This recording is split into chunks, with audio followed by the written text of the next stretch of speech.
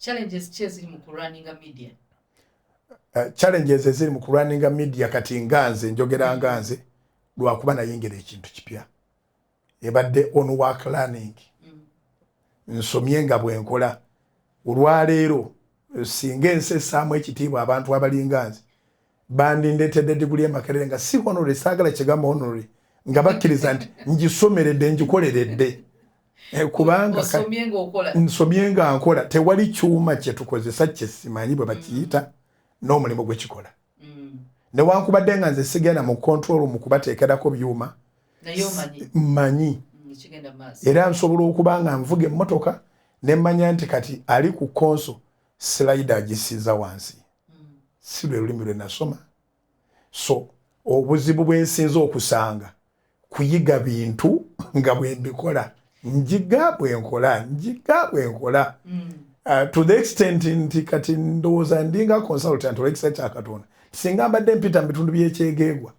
n'entega leediyo yaayo etali yaffe nsobola okubulira nannyiniyo ekibulamu ku site ewali transmitter oba ekibulamu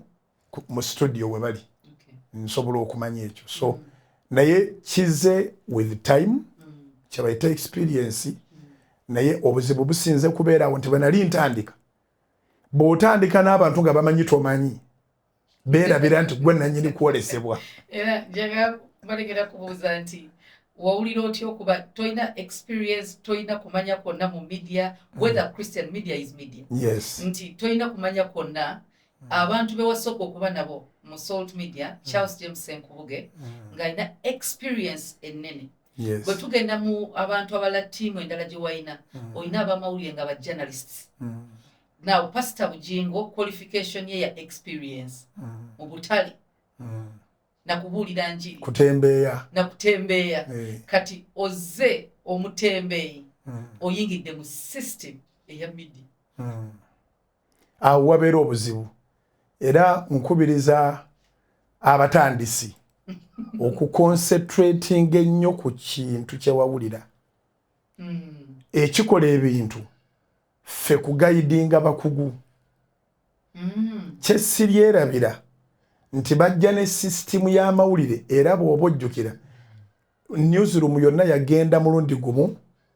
ng'ekitusinza otwawukanya si butabasasula si bo butakola naye baagala eggulire lye baasoma n'abalala bonna lye basoma nti eggulire terisuka ddakiika emu nze ne mbagamba nti nze kyentegeera Mukama kye yaŋŋamba okukola eggulire liteekwa okunnyonnyoka nze nga mbeera nannyini naye ng'ate nkiikirira abalabi eggulire ne ligamba nti batuuseewo ekimotoka ky'amafuta kyagudde kyokeza abantu 32 ekyo nga tukivuddeko tutya eyo si challenge mu bantu ababa bakolera abantu nga baagala bakole bye baagala si bituufu mwebale kusoma naye mugondere nga balina okwolesebwa era abaagondera okwolesebwa kwange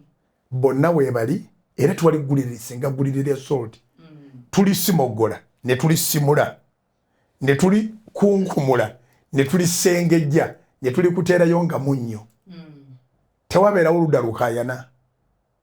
naye tuwali agamba nti bwe nagalabye amawulire gaabwe gaakomye mu ddakiika 5 oba 10 oba 15 otulaba essaawa n'ogimalirako ddala nga tuwaliwo mu budde bw'amawulire gaffe omunnyo ku 3 ku Salt TV amawulire gaffe ku ssaawa emu oba amawulire gaffe ku ssaawa 10 ag'ebunaayira temulimu gwoga nti eddakiika zino ebyamakulu biweddeyo tuleeta eggulire nga lyonna lyamakulu ne tuleeta eggulire nga lirambulukufu so ekyo eky'obulambulukufu bw'eggulire kyolaba tekyava mu bukugu bwabwe kyava mu kwolesebwa kwange njagala ndaba bw'aba agenda kwogera oba mukungu oba wa wakati oba wa boda ayogere nga yafunye ensonga n'agitegeera bulungi si kuwaayo muntu kantu katono